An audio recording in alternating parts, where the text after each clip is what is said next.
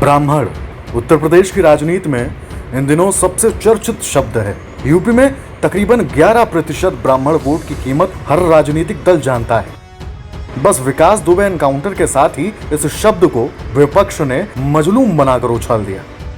अब इस पर सियासी बिसात बिछाई जा रही। 12 जुलाई 2020 दिन रविवार मायावती ने एक ट्वीट किया। इसके जरिए प्रदेश की बीजेपी सरकार पर निशाना साधा गया।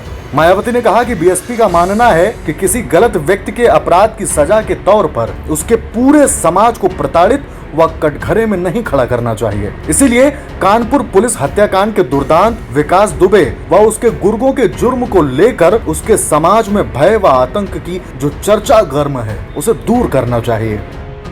मायावती ने आगे लिखा कि साथ ही यूपी सरकार अब खासकर विकास दुबे कांड की आड़ में राजनीति नहीं बल्कि इस संबंध में जन विश्वास की बहाली हेतु मजबूत तथ्यों के आधार पर ही कार्रवाई करे तो बेहतर है। सरकार ऐसा कोई काम नहीं करे जिससे अब ब्राह्मण समाज भी यहाँ अपने आप को भयभीत, आतंकित व असुरक्षित महसूस करे। एक एक कर कई ट्वीट्स, फिर ट्विटर पर ब्राह्मण ट्रेंड में भी शामिल हुआ।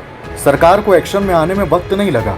प्रदेश की बीजेपी सरकार में कानून मंत्री ब्रजेश पाठक ने मोर्चा संभालते हुए कहा कि सोशल मीडिया पर ब्राह्मणों के नाम पर फर्जी अकाउंट बनाकर सरकार को बदनाम करने का प्रयास किया जा रहा है, लेकिन जनता जागरूक है। इस सफाई के बावजूद विपक्ष बीजेपी के मजबूत वोट बैंक माने जाने वाले ब्राह्मणों को साधने की हर कवायद में जुटा है। समाजवादी पार्टी के प्रमुख अखिलेश यादव ने ऐलान किया कि उत्तर प्रदेश के हर जिले में भगवान परशुराम की प्रतिमा लगवाई जाएगी। यही नहीं, परशुराम के साथ ही क्रांतिकारी मंगल पांडे की प्रतिमा भी लगाई जाएगी।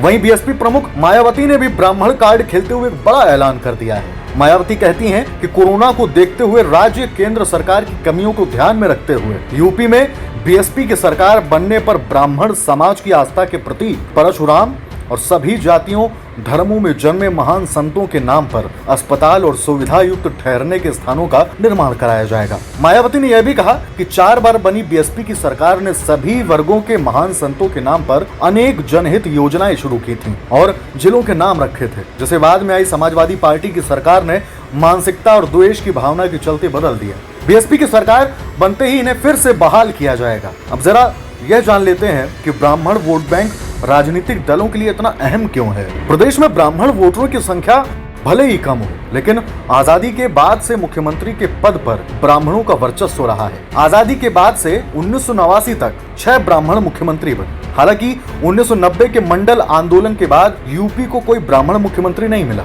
इसकी सबसे बड़ी वजह यूपी की सियासत पिछड़े प्लस मुस्लिम और दलित पर केंद्रित हो गई। इसके बाद मुलायम सिंह यादव मुख्यमंत्री बने। 1991 में जब पहली बार बीजेपी की सरकार बनी तब बीजेपी ने पिछड़ी जाति के कल्याण सिंह को मुख्यमंत्री बनाया। उसके बाद बीएसपी और एसपी ने मिलकर सरकार बनाई। उस समय ब्राह्मणों का महत्व यूपी की राजनीति में थोड़ा कम हुआ। सियासत में यह सिलसिला 2007 तक जारी रहा। 2007 में मायावती की सोशल इंजीनियरिंग ने एक बार फिर से प्रदेश में ब्राह्मण वोटों के महत्व को बढ़ा दिया।